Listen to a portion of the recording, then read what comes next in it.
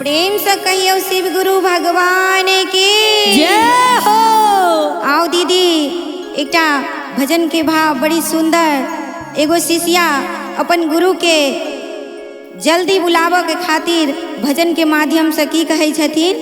की कहे छथिन? दौड़ू शिव दौड़ू यो महादेव, दौड़ू शिव दौड़ू यो महादेव। भांग पिसलिए पियल करू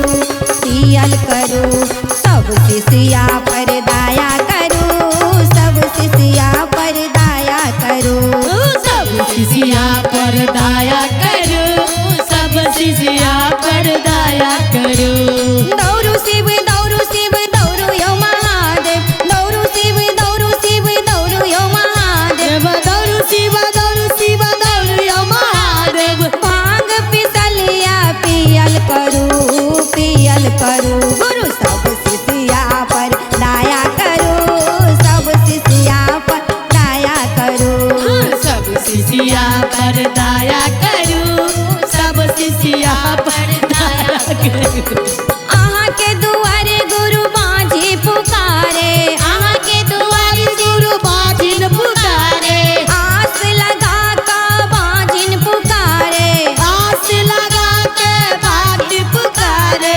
बाँझिन के पुत्र देवल करो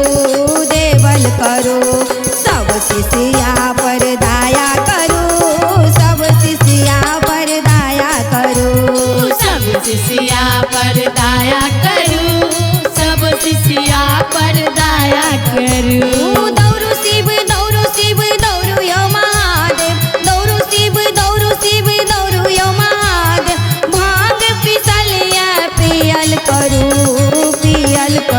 गुरु सब शिष्या पर दया करू, सब शिष्या पर दया करू, सब शिष्या पर